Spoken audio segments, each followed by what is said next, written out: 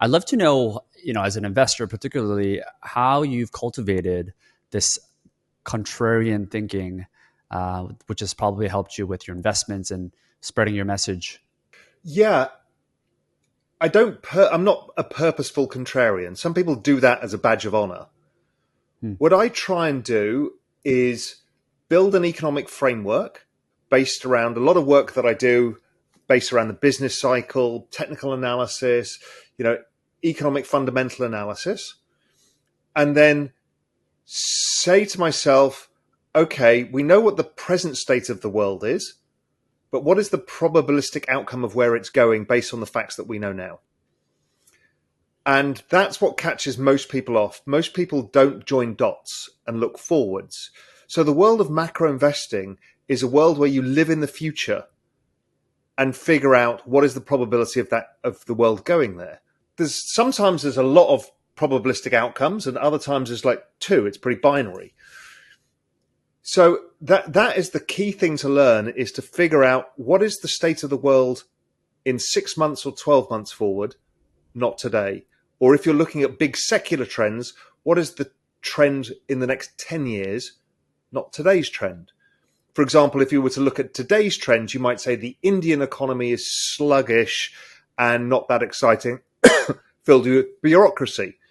When you look at the secular trend, you say average age of 28, growing as one of the fastest growing economies in the world over time, low debt, and a massive Cambrian explosion in technology.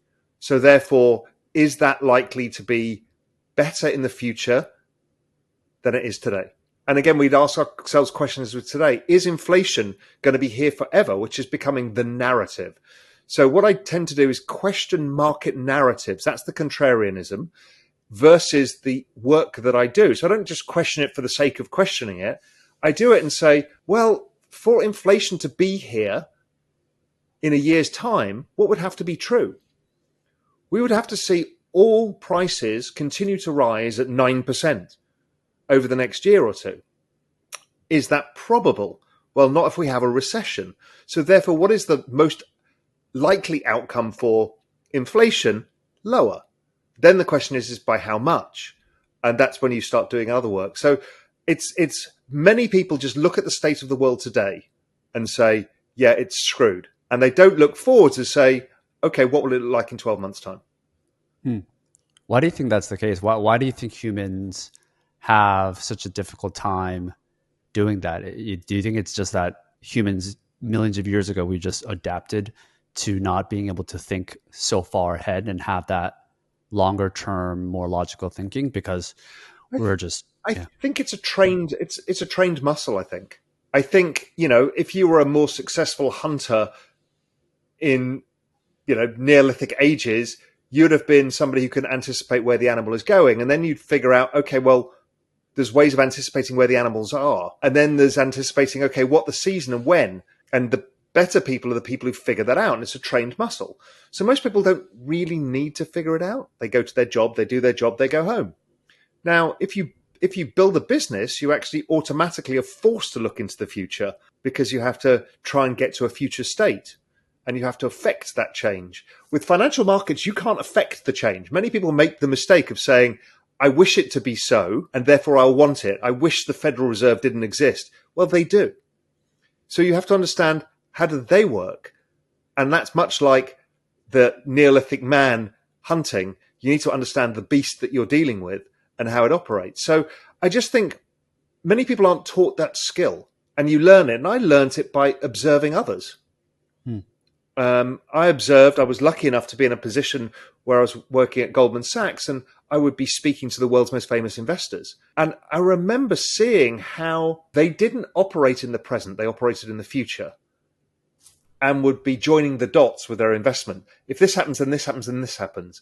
And that third step is where they made all the money. It's only when everything goes to that moment of the correlation of one do they care about the present. That's when you put on maximum risk or whatever it is. Those famous George Soros moments. But those are rare. Most of the time, you're having to live out in the future instead.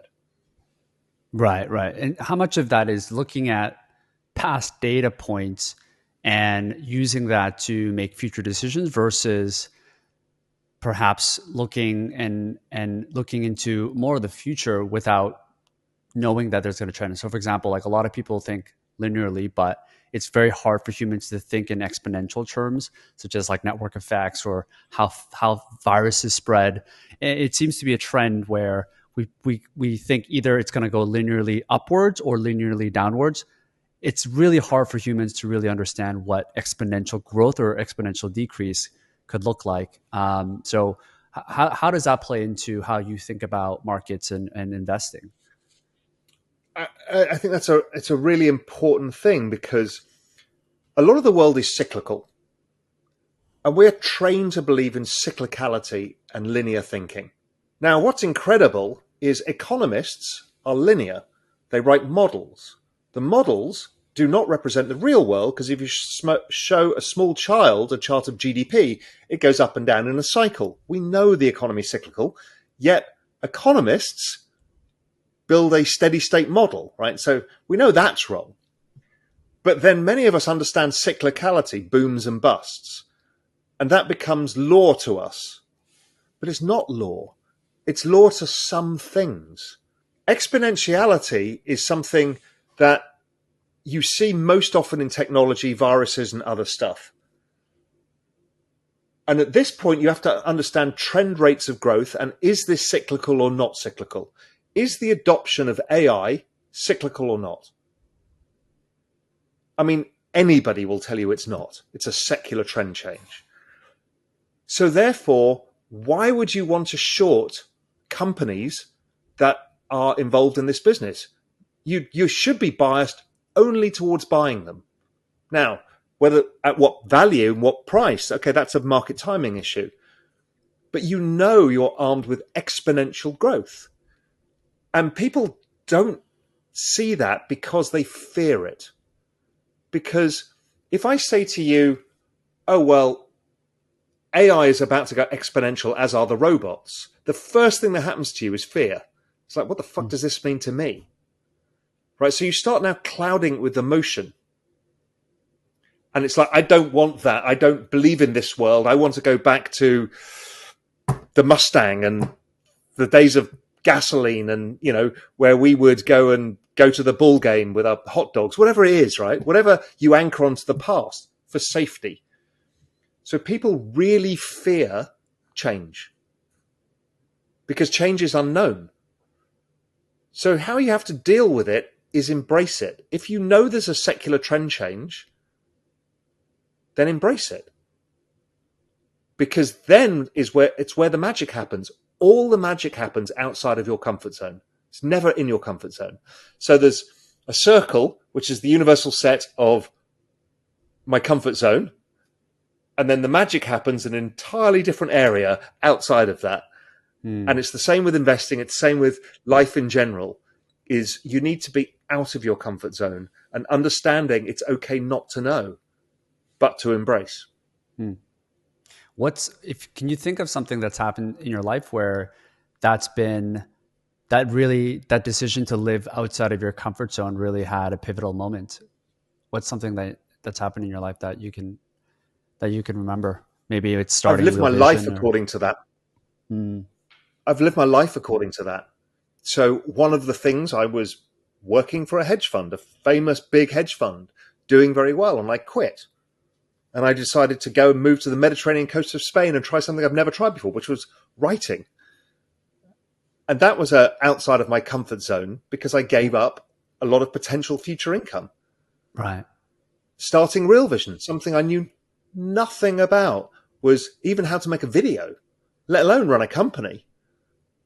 But outside the comfort zone is where the magic happens. So I want to embrace it because I saw the opportunity.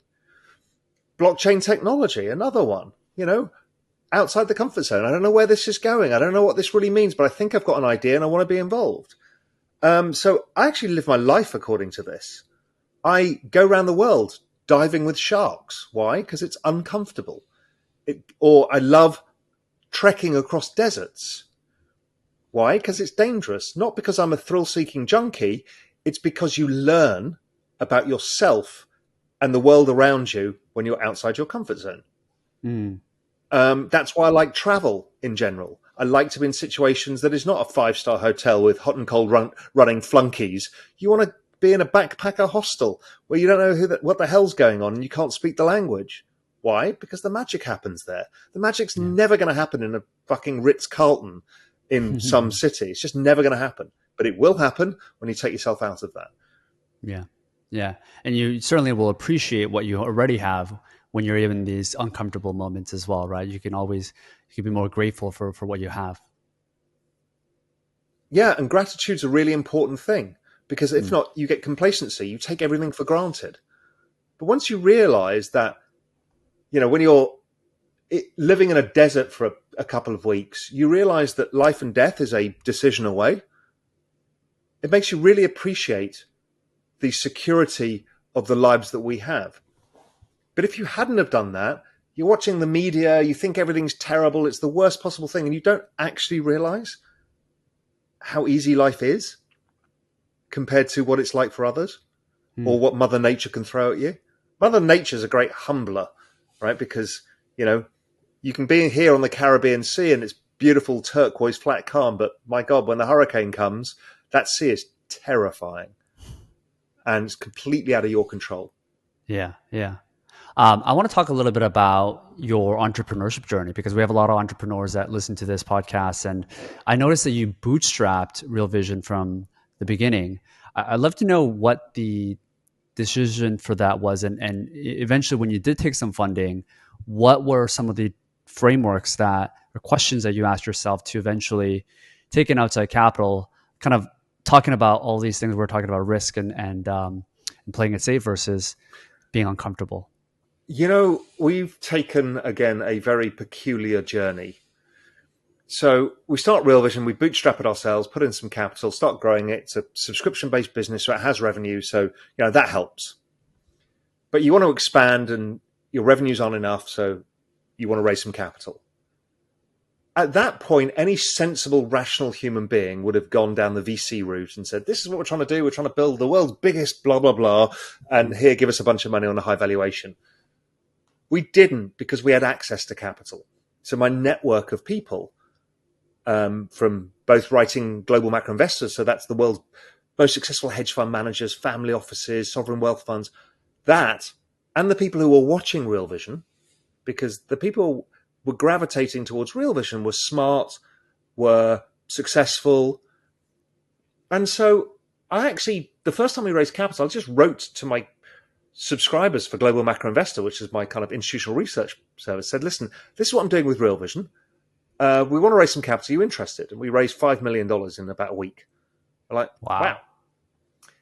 The next time we went to raise capital, we thought we'd ask our members because the US had passed the Jobs Act that allows you to crowdfund from accredited investors. Mm. So we're like, okay, fine. As long as you've got an existing relationship with them. So we just wrote to our members and said, listen, we're raising capital for growth. That's what we want to do. And there we raised $10 million in a week. We're like, Wow. oh my God. So now we've got a business being funded by our customers. Not only are they subscribers, but they're investors as well.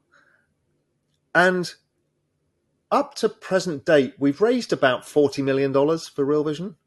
Crazy. 100% of it has come from our community.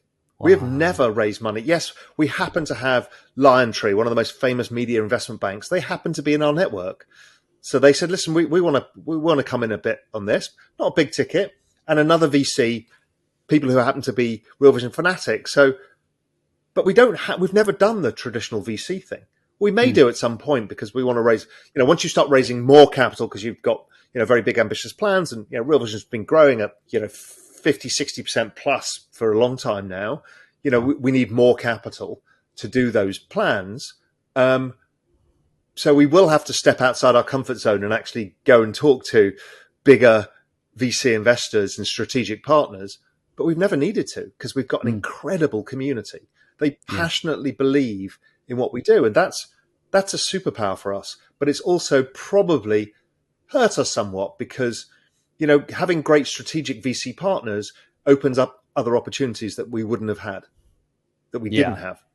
Right, right. But the way you guys did it, it seems that when you are ready for a VC, it's a position where you don't necessarily need it, but it's really a lot of it is upside by bringing on those people at the right time. Whereas I think a lot of entrepreneurs, even without a product or any form of with a vision, but no real business model, they set out on a marriage with VCs and they don't really know how to spend the money, what's really going to get them to the next step.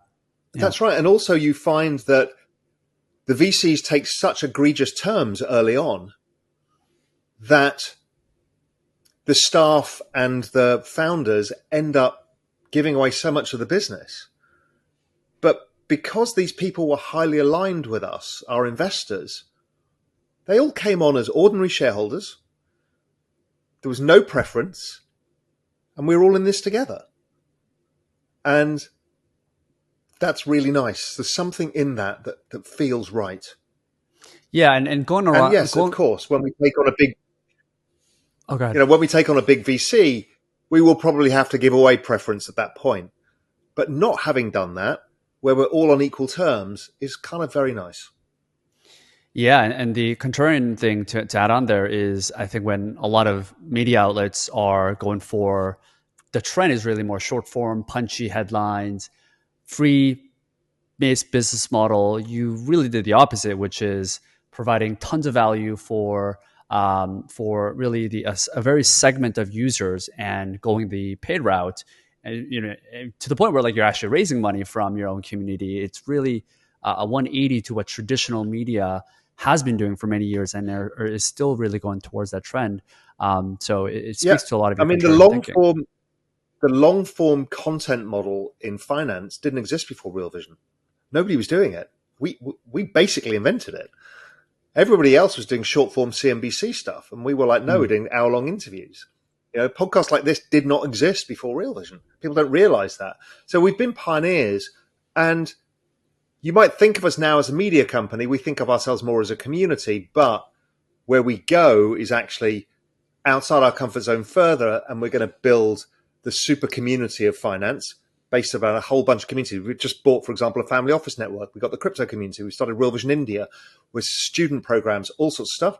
And then we're building the super platform of finance as well, which is going to be the place where everybody can live their financial lives. So I can't let too much out of the bag for that, but that's what we're building. So it's a much bigger vision of creating the kind of place that we all want to live our financial lives and hang out with the tools and experiences that we all need. So we're not scattered around the web, using disparate experiences.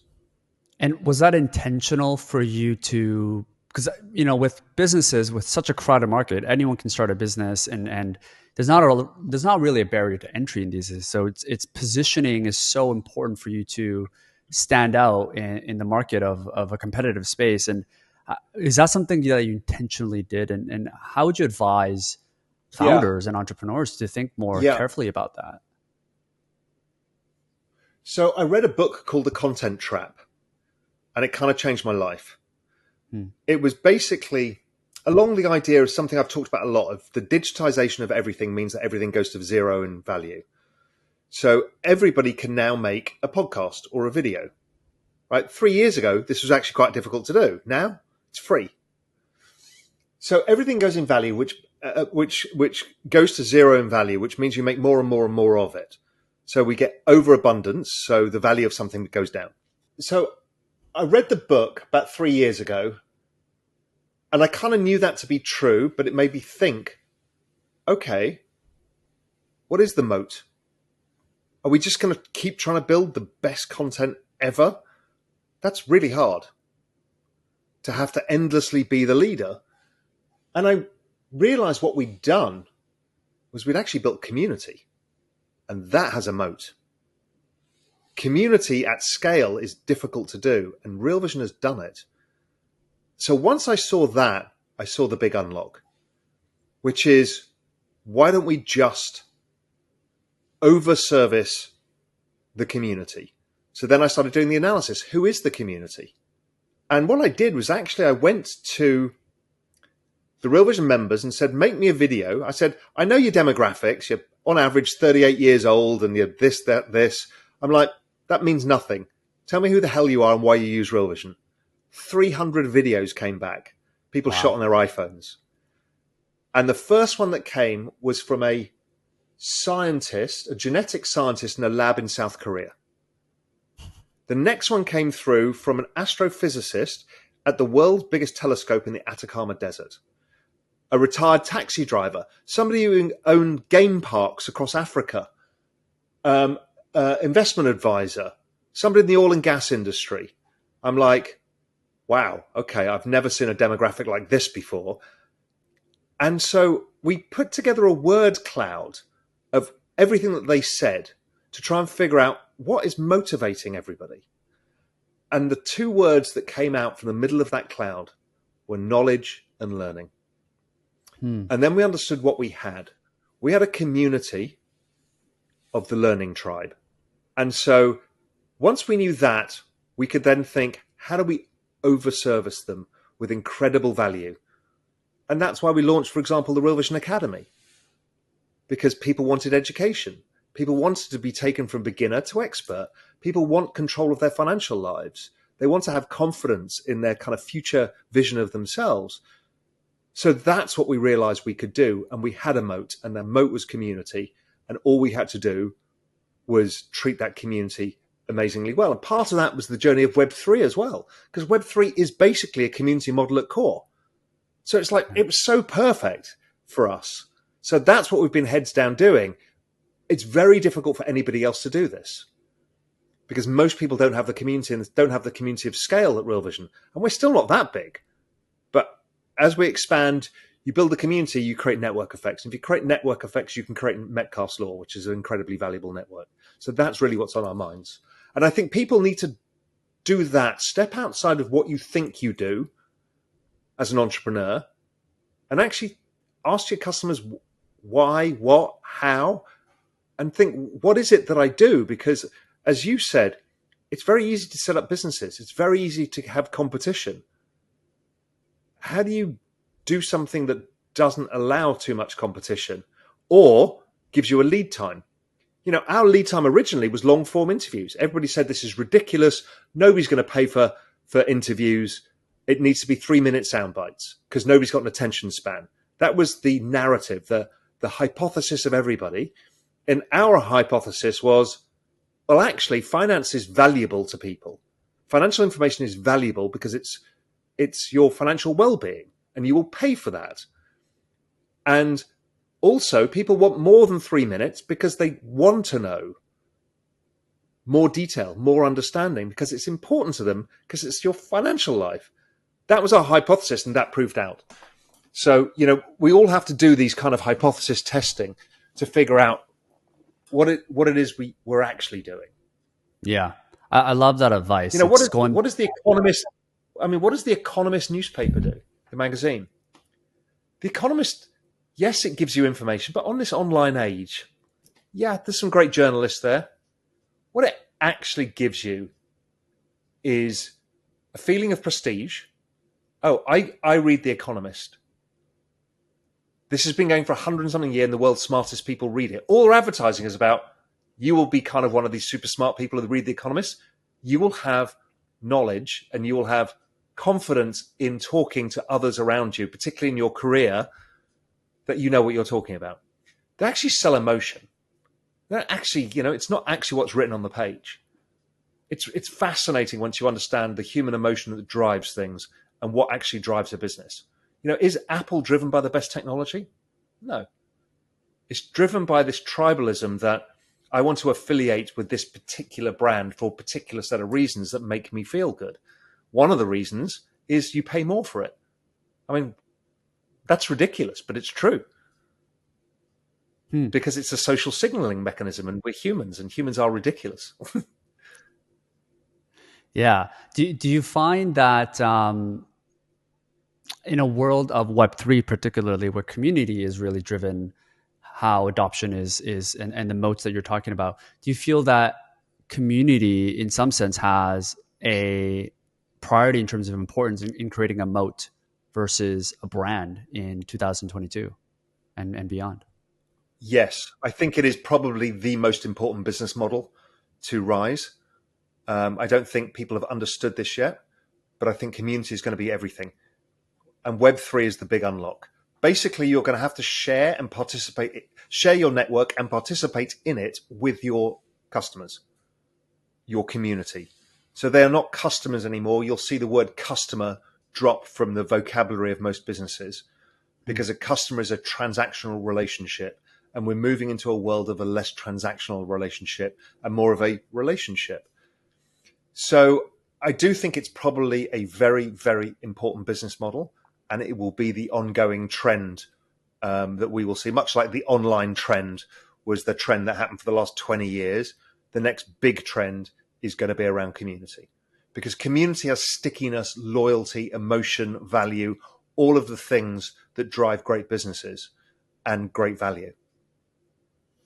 Yeah, Jeff Bezos talks a lot about when he, I think it was Jim Collins, one of the people that wrote was it Good to Great? He was talking about how he unlocked the flywheel for Amazon, where it created that two-sided network effect of lower prices attracted more buyers attracted more sellers, and it had that network effect. Netflix has a similar one where they allow you to have more content. They can buy more content and create more content, which attract more subscribers, and that gives them more money to buy more Netflix content. is interesting. Netflix is interesting because they don't have a two-way relationship with their customer, which is why I think they need to pivot their business model or they will go away. So Netflix is essentially a broadcast model, but on demand. That's it. They have to involve their customers to create a community, or people will gravitate elsewhere. Because you don't feel part of Netflix. Right. Netflix is not cultural. It was cultural for a period in time, Netflix and chill, all of that stuff. But it's not cultural anymore. Because guess what? In a digital age, HBO, Disney, Peacock, you name it, one after the other after the other. And now they're all a commodity. And you don't have a relationship with your customer. So what you have to do is the content trap. More and more content, more expensive, higher production. And you destroy your business. That's the content trap. Not to put you on the spot, but if you were to be in the position of someone like Reed Hastings, given that you are in the world of Netflix for finance, how would you pivot a business model like that to make it more community driven? Curation is one. Allow the community to curate more than the algorithm. Make them feel like they're part of a movement. So when you discover a great show, you should be able to help bring that to the surface, get people to know about it, feel that you're part. Maybe you'd have a reward system for that, which would be a tokenization. So we're seeing Reddit already move this route, and we're seeing Meta move this route. Everybody's moving this route. Is maybe there's a reward system. So now you're a great reviewer. So Amazon has that with its reviewers. Right? There's no reviewers on Netflix, really. You just can't do it. So there needs to be everything from content sourcing. How does the community involve itself in sourcing content that they can get behind? To content curation, to content promotion, to network promotion. All of those things can be done by the community. So if you focus on that, then Netflix destroys everything.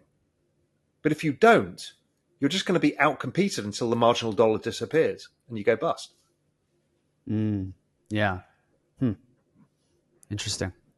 Going back to this transition that you've had from, being a bootstrap company from the start and then now really thinking about scaling Real Vision globally, what's been that transition for you from being a founder to a CEO where you have to think beyond just the next month or the next quarter? What's been like the skill sets that you've had to develop for yourself, and what's been the changes in the day-to-day as you've made that transition from founder to CEO? The hard thing is living in both the present and the future. Because usually when you're running a business, the present is broken and the future is the optimistic part. Right. So you're always trying to fix everything now that doesn't work in the hope of going there. That dichotomy in your head at all times is really, really hard. It's soul destroying because all you can see is everything broken and periodic moments where everything's working magically. But you know where you want to get to and where you can get to. That is so hard. And the other founder to CEO is them people. You know, you hear this all the time. Managing people is not easy. And there's different ways different people approach it. I try and approach it via kind of vision and empathy. So getting people bought in on where you're going allows you to coalesce a large group of people at the same time to go in the same direction. And you need to be empathetic to them and their own personal story. But different people do it in different ways. You know, if I'd have been better at being process driven, I would have put more processes in. You never realize that as a founder. You don't think about processes. They're like, oh, they're for other people. Sounds so unsexy, they're for airline right? pilots. Yeah.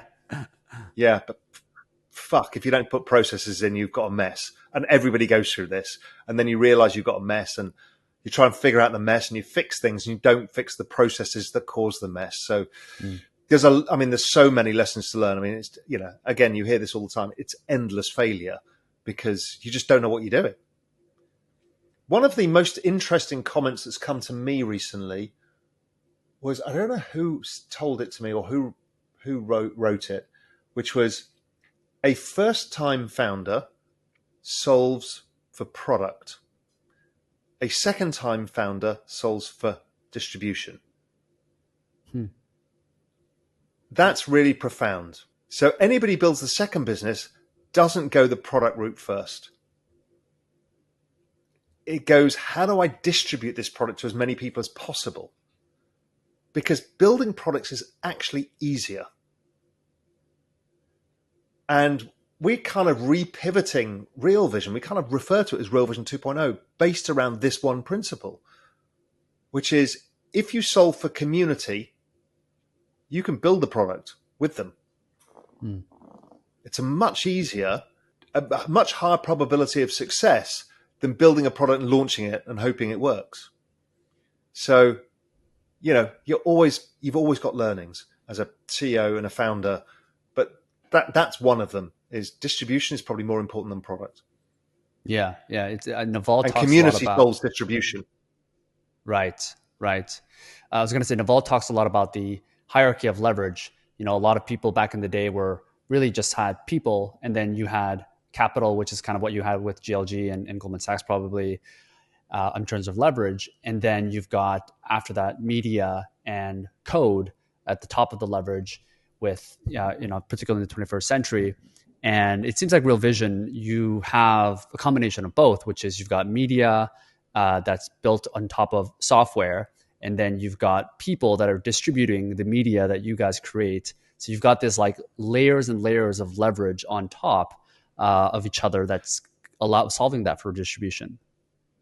Yeah, and I would add on top of the code layer, I would add another layer, which is emotion. If people care, if you can generate emotion from your community, that is probably the most powerful thing of all. I know code sounds amazing because it sounds so neutral, and so you just create code and you become rich. But actually, emotion is why Apple is a $1 trillion company. It's emotion. It's not just code. And how do you build that into the product flow when you're thinking about Real Vision? Again, we don't do this perfectly, but you've got to think about how it makes people feel, not what it does. Do you feel like you're getting access to privileged information? Do you feel special? Do you feel like you're getting smart? What does it feel like? And I wrote an email this morning to the senior management team about this exact word, feel. It's really important because we're so busy telling people our features. And the benefits is not actually what you get out of it, it's how it makes you feel. There's a fantastic quote from Estee Lauder from the makeup empire. And the quote was, at Estee Lauder, we don't sell lipstick, we sell dreams. it's incredibly profound to understand that what lipstick is an emotional state of how you want to look and how you want to feel. It's nothing to do with the lipstick, what it's made from, the color it is, none of it. And that's really interesting.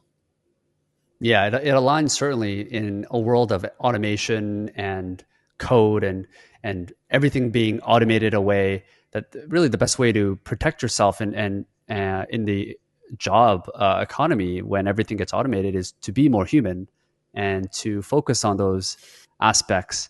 And it's good to hear that that's really the thing that you guys are focusing on as well, and advising entrepreneurs to do.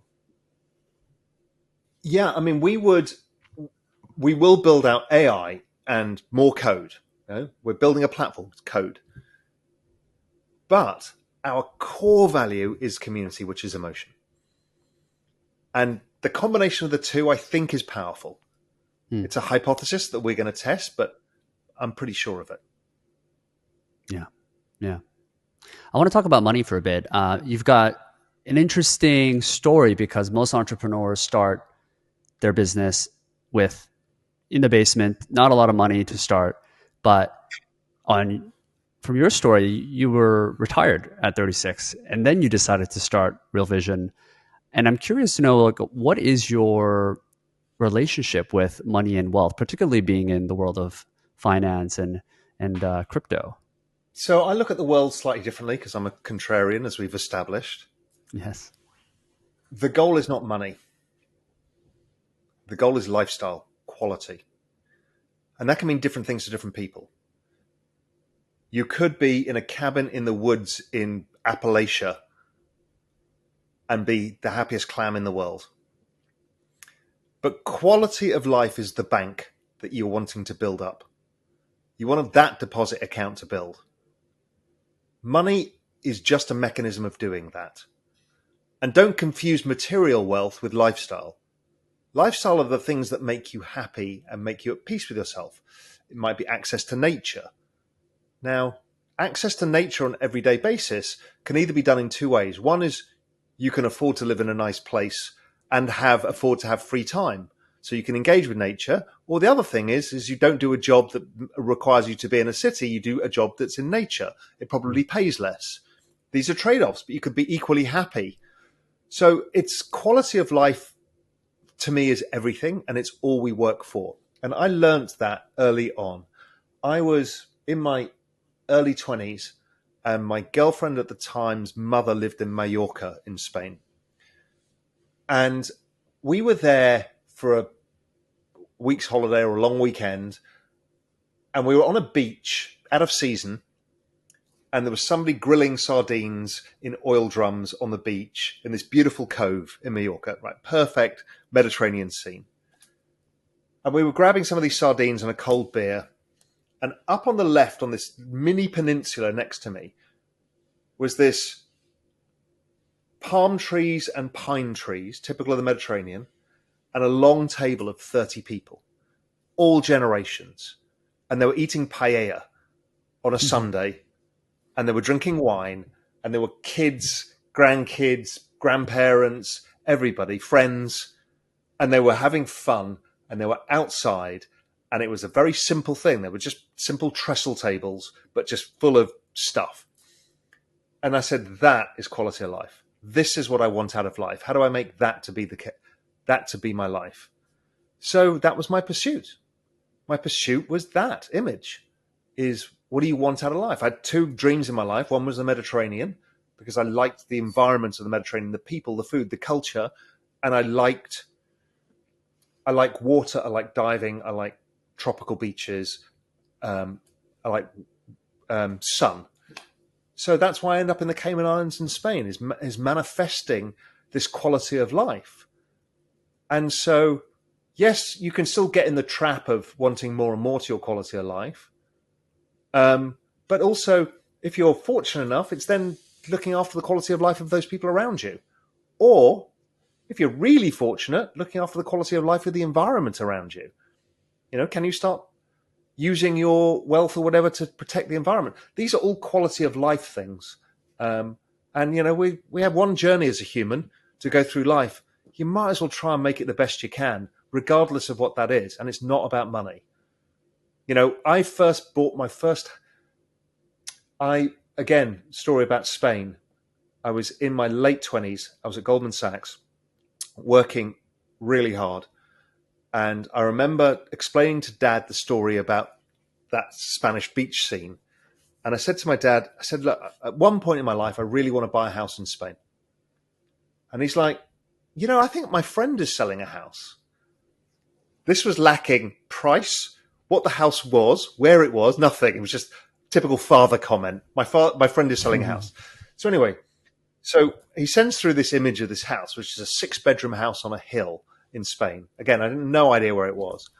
I'm like, yeah, Dad, how am I supposed to afford this? Yeah, I was reasonably well paid at Goldman, but I'm like, but still. And he's like, well, let me find out. And it was £150,000, which was not a lot of money for a house, 6 bedrooms on a hill in Spain, kind of 15 minutes from the beach. So I got on a plane the following weekend, flew there, bought the thing, and I was lucky enough to be able to buy it in cash. Needed a bit of work on it. And then I realized I'd won the game. I now fully owned a house in a beautiful climate with an amazing culture where things were cheap, and I could get a bar job. I could fail in everything else that I did, have a bar job, and still live this perfect life. And that was like, okay, here's my deposit account. This is my lifestyle is now locked away. I can now move to the next thing because I'd won the game already. And that could be anything. It could be just the country you live in, or as I said, the cabin in the woods. Doesn't really matter what it is. It's a personal journey. Yeah, I'm curious. Was for you the bar owning a house? Because that seems to be the typical like American dream, right? Is to own a home. I guess I could argue that you could have just rented somewhere at a really nice spot, and even for a lot of people that didn't No, have because then, 150,000. yeah, the problem is with renting is it's always somebody else's liability. It's always your liability. So somebody can take it away from you. If you don't have that bar job, you don't have a home. I can't express in this renting society now, because house prices are so expensive, I cannot express how settling it is to feel that somebody can't take something away from you. It's like this fundamental human need for home and security that it gives you. So again, I urge people to think this through and think, well, I can't afford the place in New York City, but could I live in Turkey? Could I live in Costa Rica? Could I buy a cabin in Appalachia that cost me 50 grand? Can I own that? So then I can grow my own fruit and vegetables and nobody can take it away from me. Okay, yeah, that's doable. Trust me, it is. That's why I did it in Spain. I couldn't afford to do it in London at the time. I did later, but in my late 20s, I couldn't afford to do it in London. But suddenly there I was in Spain, had my house, had the sunshine, had a quality of life. Perfect. Yeah, I totally agree with that. It's finding these like life hack arbitrages in a world of global economy. I mean, I think a perfect example is to earn in a strong currency and to be able to live in a country that has, let's say,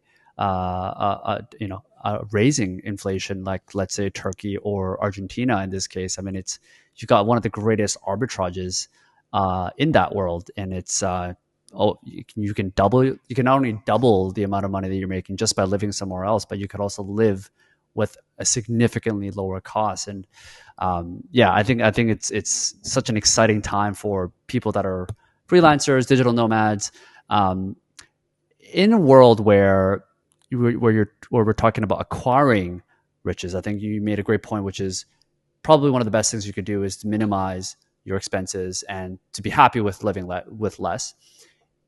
Apples to apples, though, if you were to advise someone to be working in an industry or to learn certain skills that would allow them to acquire more wealth, would some of those skill sets, industries, or time that they're spending be shifted towards, let's say for someone in their early 20s or even in their late 20s? Assuming that they love what they're doing and they've done all the things that they've, yeah. It's yeah, it's pretty simple. I got a piece of advice that was killer. I just graduated university. I graduated in a recession. It was kind of very much like now.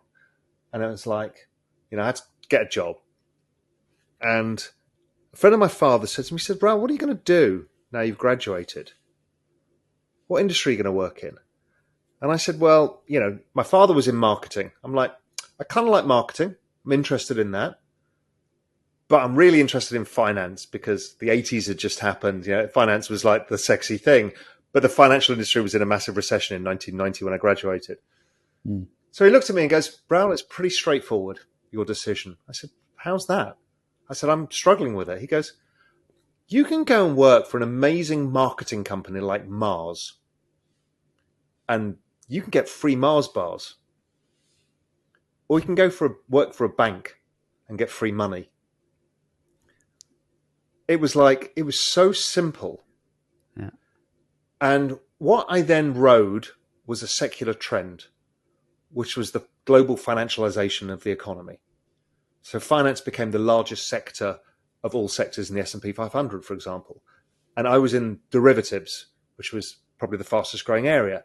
So I'd chosen a lucrative area in a secular fast growing market. Bingo. So that is the advice. Find the secular trend. Do not go into the oil and gas industry. You might get paid well now, but your opportunities diminish over time. Do not go into mean reverting industries. Go into exponential industries. Go where the tailwind is.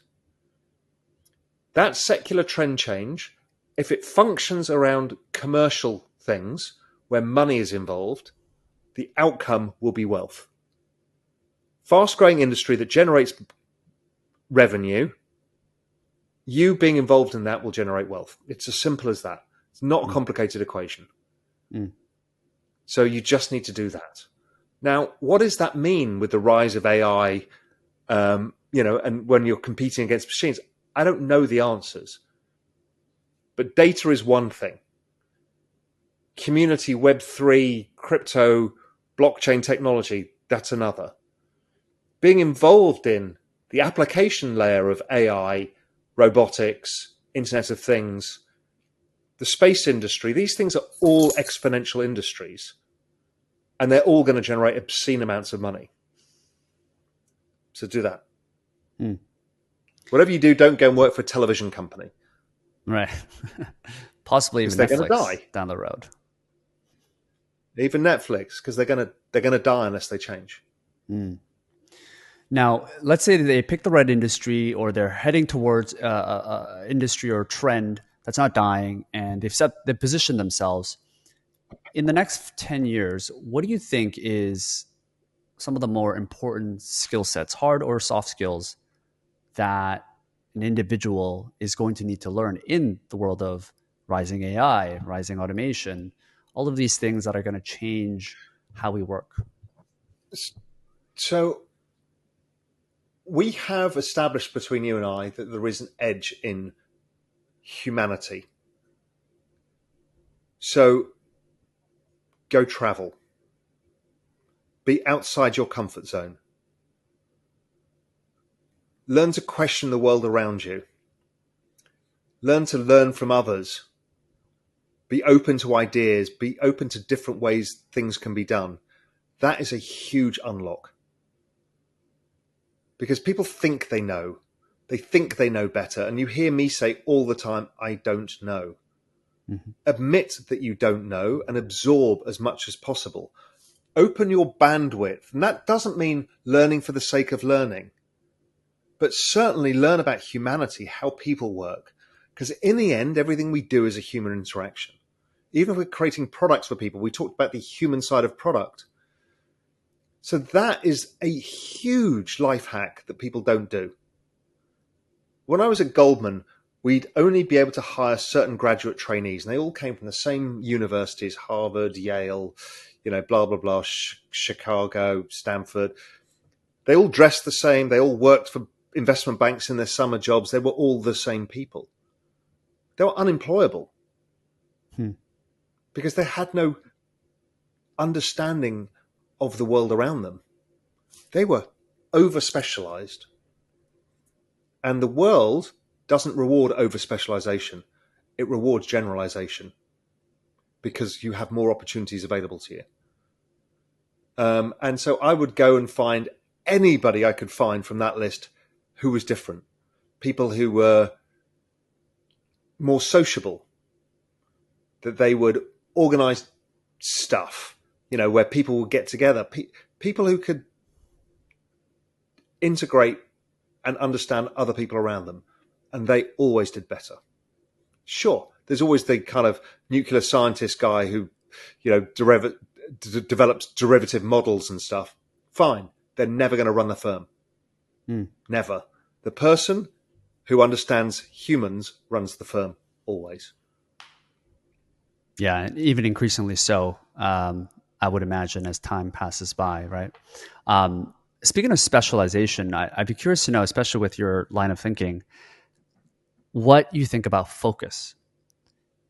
And for me, when I look at some of the greatest investors, let's say Warren Buffett, who doesn't really believe in diversification, he really just does one thing well. If you look at some of the top entrepreneurs, or Bill Gates, when talking with Warren Buffett, what's the biggest impact that they've had in terms of their success? And they've always said focus. And it seems like in this world of opportunities where information is flat, there's so many opportunities for people to explore, and it's increasingly harder to focus. What are your thoughts on focus for someone that's trying to achieve great things in this world? And at what point is diversification, or the world of passive income that everybody's talking about, what are your thoughts on this? Where do you stand? Yeah, what people are doing is making a fundamental mistake of not understanding risk versus reward. You have time, is all you have, and you lose it every day. You are going to invest your time and your energy in something that needs to have a particular outcome. If you are over diversified in your attention, what you have is no risk. Without risk, you don't have reward. It's a simple formula. So you need to take calculated risk. So you may survey the landscape, but you need to assess the probabilities of success. And then you focus on what gives you the highest potential risk reward. Now, it doesn't have to be one thing. It can be a few things. But anybody who's not focusing is risk averse. That's the problem. And if you're not focusing, you will not succeed. Probabilistically, you will be unlikely to succeed because you are not taking a bet. How can you win if you don't take a bet? The world just doesn't take you there just because you get swept along with humanity. GDP growth, it's like 2% a year. So maybe you grow by 2% a year. Well, that's shit.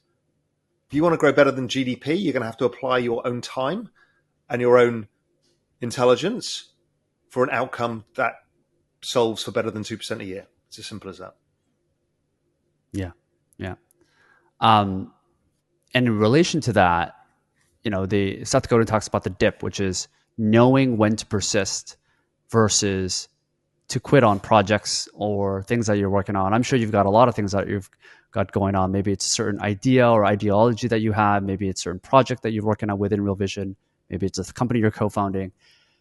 What is that balance for you from all of the experiences that you've had of knowing when to persist? It's really simple. It's really simple. It's really simple. Leave your ego at home. Question all the time. People get hung up on their ego. I can't. This is right. I am right. This is going to be right. You either run out of cash, which is one nice way of policing yourself, or the other way is just being honest. Hey, this isn't working. What should we try now? Do we think that tweaking it is going to make it work, or do we just abandon it? People are so busy not being honest with themselves because they wrap themselves in ego. Just go with the I don't know. It's liberating. It's liberating to be honest with yourself. It's liberating to say, yeah, that didn't work. Because then you're not afraid of it not working, so you can take better bets with your time. You know, you might say, oh, I want to go to Harvard Law School. And then towards the end, you can now be a lawyer because you're about to graduate. But if you don't want to be, you can take that bet and shift your path and do something else because you think it's going to work better. You know, I think there's a lot in just admitting it's not the right thing. You don't need to end up being that lawyer. What Harvard Law School has taught you is that you're smart enough to go and do something amazing. So go and do that other thing amazing that suits you better, that gives you a better reward. Yeah. I think humans are we struggle with sunk cost, right? We struggle with the time, the struggles, or the money that we've spent already, and we just can't leave that behind. With that, it's a fallacy, I'm sure. But yeah, it's a great point. Last question for you, Raoul. What's a daily non-negotiable for you that you need to do to perform at your highest, to think the clearest, to be the most grateful, to be your best self, that someone can learn from? I think you can probably tell I don't have non-negotiables. Yeah. Flexibility. This might be a tough question. The discovery of life itself. The one thing I can't live without is sunshine. I don't have to be in it every day. I need to be around it. And I cannot survive without warmth and sun. It's just part of my soul. Yeah. It makes me happy. It makes me relaxed. It gives me the ability to interact with nature. So if there's one non-negotiable in life for me now, is I will never go and live in a cold, wet, miserable country like England again. Because I don't like it. Well, you design your lifestyle around that. So that's definitely exactly a lesson right. people can you learn sold from. For it. That's it. Well, Raoul, thanks so much for your time. This has been such an insightful conversation. I want to let people know where they can find you. Where should people be looking for you online? Where are the best links to people to go to? Obviously, we'll have all that backlinked as well. Yeah, the easiest places to discover me online in the world of Real Vision is Twitter at Raoul, Raoul GMI. You can find me on Instagram as well, Raoul GMI. And just go to the Real Vision YouTube channel. It's unbelievable. So much incredible content, conversations with the most amazing people in the world. If you don't learn and come away inspired, then, we're doing something wrong. But I know you will. Just go and check it out. Yeah, I can attest to that. I went down the rabbit hole last week. So definitely a productive way to use your time on the world of YouTube. So yeah, exactly. Awesome. Well, Raoul, thanks so much for your time. Thank you guys for listening, and we'll see you next week.